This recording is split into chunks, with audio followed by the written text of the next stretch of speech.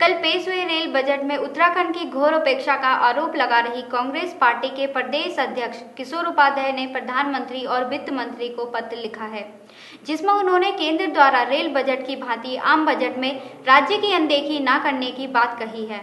पेश हुए rail budget में उत्तराखंड की घोर उपेक्षा का आरोप लगा रही कांग्रेस पार्टी के प्रदेश अध्यक्ष किशोर उपाध्याय ने प्रधानमंत्री एवं वित्त मंत्री को पत्र लिखा है, जिसमें उन्होंने केंद्र द्वारा रेल बजट की भांति आम बजट में राज्य की अनदेखी न करने की बात कही है। रेल बजट में उत्तराखंड के हाथ निराशा लगने के बाद कांग्रेस के प्रदेश अध्यक्ष ने पत्रकार वार्ता में उम्मीद जताते हुए कहा है कि राज्य के पांचों सांसद रेल बजट की चर्चा में इस अनदेखी को लेकर जरूर अपना पक्ष रखेंगे। हमारे जो पांचों सांसद हैं, उसमें जो उत्तराखंड से संबंधित जो सरोकार हैं, उनको उठाने का काम करें।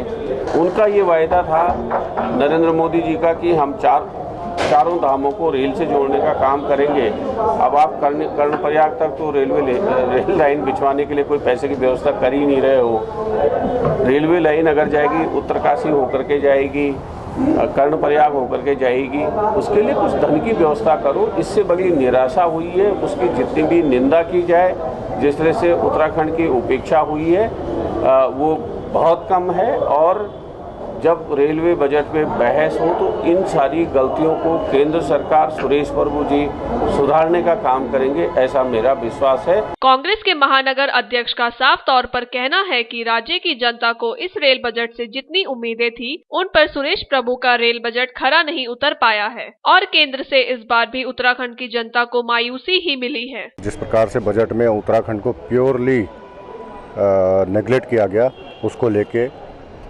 उत्तराखंड की जनता में रोष व्याप्त है और हम समय समय पे धरना और प्रदर्शन कर सुरेश प्रभु जी को भी जगाएंगे। जैसे ट्रैक बनना था ऋषिकेश देहरादून वाला, हरिद्वार से देहरादून वाला, सहारनपुर से कनेक्टिविटी वाला, और रेल जिस प्रकार से कर्णप्रयाग वाली रेल मिला, अब वो कर्णप्रयाग से वाली जो ऋषिकेश से कर्णप्रयाग वाला ट्रैक था वो न करके और आगे की बात कर रहे हैं। पहले वो वाली बात पे तो हम बात करें। वहीं रेल बजट को एक संतुलित बजट मान रही प्रदेश भाजपा का कहना है कि इस बार के रेल बजट में वह सब मौजूद है जो उत्तराखंड के लिहाज से महत्वपूर्ण है। साथ ही केंद्र द्वारा 4 धामों को जोड़ने की जो बात कही गई थी, उस पर भी जल्द अमल होगा। हमको इतना पैसा दे दिया है कि ये बजट नहीं बना पा रहे हैं।